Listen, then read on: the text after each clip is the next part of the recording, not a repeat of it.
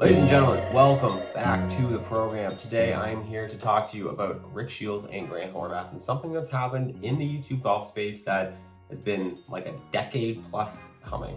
So we're going to chat all about it. Welcome back to the channel. Let's hop right over to the screen. Quick little interruption here before we jump into the video. I am talking about the creator economy today because it's something I'm very passionate about, but it's also something now I'm doing for work all the time. I'm working with creators now for over a year, both big and small. I have clients that have millions of subscribers. I have clients that have hundreds and tens of subscribers when they've come to me and we've helped grow. And so whether you're big, small, if you're a creator in the space and you're looking for some support from anything, packaging, title thumbnails, ideation, retention strategies, back-end awareness, but also just growing your creator business, these are things I can help with. Channel management and creator consulting is a big part of what I'm doing right now. So if you guys are interested, if you want help, if you have a channel, you want to start a channel, if you're a business that's interested in starting your own channel, send me a DM on Instagram. I'll link it down below and I'd be happy to chat with you. We're talking numbers here today, and we're talking about one of the greatest passing of the torches, I think, we have ever and maybe will ever see in the space. Now, if we look at historical data, all time, Rick Shiels right here, 888 million views. Grant Horvat, the other subject of today's video,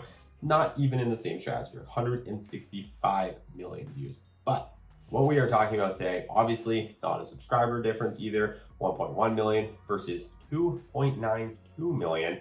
But as far as being like the face of YouTube golf, that has changed.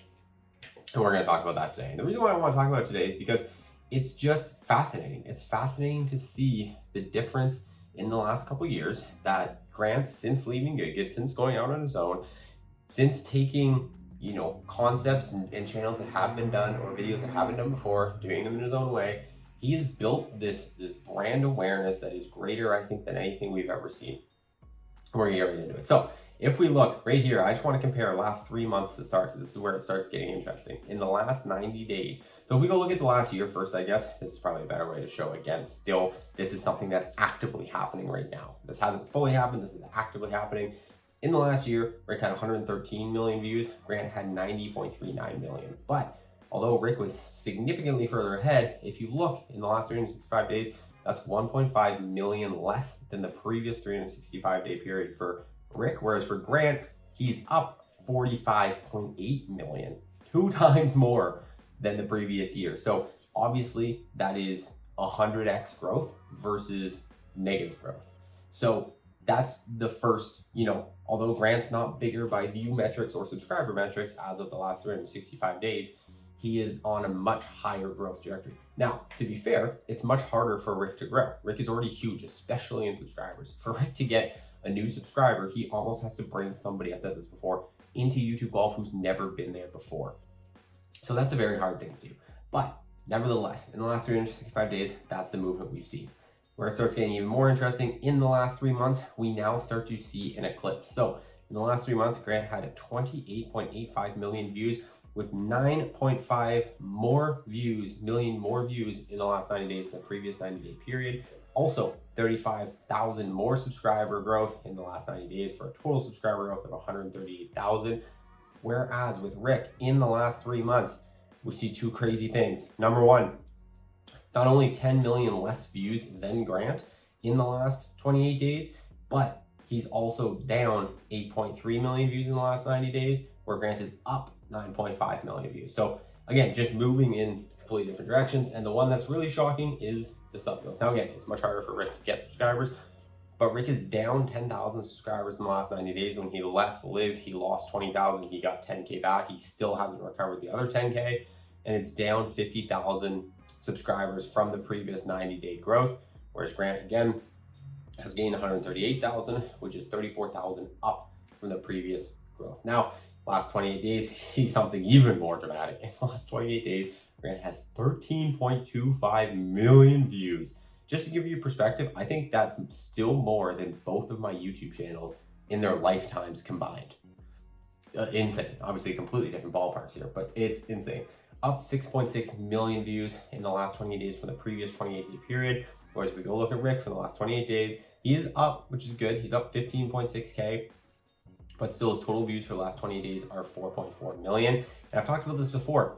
The thing Rick has is evergreen content, where a good percentage of these views are probably coming from videos that were uploaded years and years and years ago because they're super evergreen. How to not slice your driver, how to hit your irons out of the center. These are videos that keep racking up views.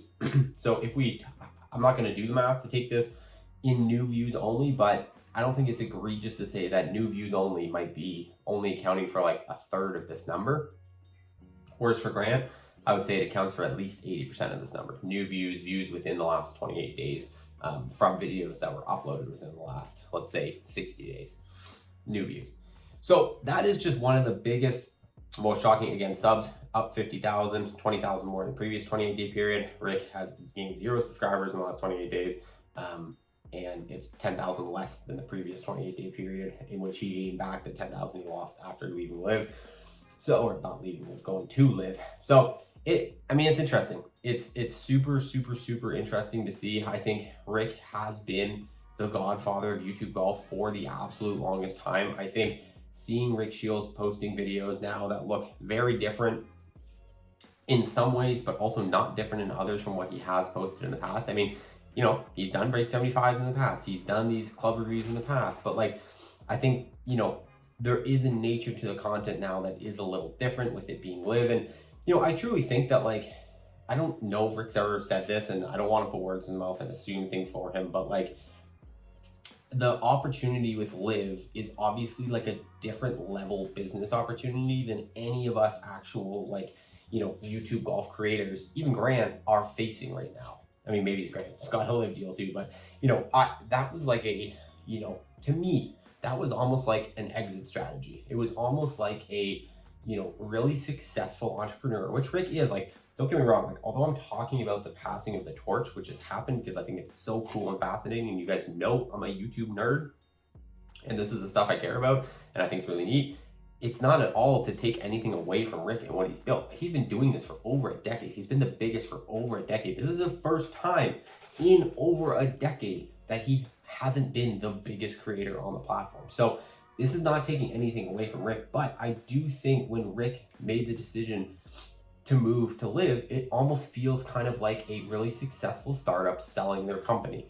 He's still the chairman. He's still involved in the company, but he doesn't really need the company to do what it did before for him personally. And again, I'm not trying to say Rick's putting less effort in or whatever. This is not at all to say either Rick's channel's like gonna die or anything like that. Like, he's still pulling, I would say, at least top 5 most viewed channel right now in YouTube golf. Like, the ones that are ahead of him are definitely Grant, definitely Good, definitely Bob Does Sports. I think now Brian Bros, and I think maybe Rick would be 5th.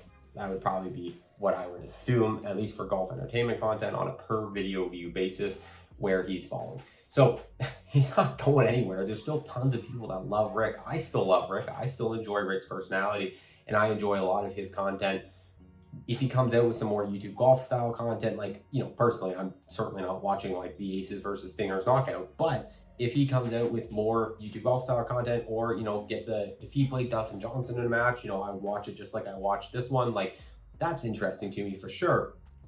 So he's not going anywhere, but the passing of the torch, I believe, has absolutely happened. I think Grant is in full control of the YouTube golf ecosystem right now. He is the Mac Daddy, but also he won't always be. There will come a time when Grant passes the torch to someone else, and I will cover that just as I'm covering this. So again, this is just me being a YouTube nerd. I'm passionate about this stuff. I think it's so fascinating. I think it's so cool what Grant has built in the last couple of years, that a single person can have the biggest brand. And again, I'm leaving Bryson DeChambeau out of all this. Yes, I am, because he's inconsistent. He's kind of up and down with what he's posting, whatever. He didn't start from no awareness and build himself up. He was already super famous, obviously a Canadian golfer.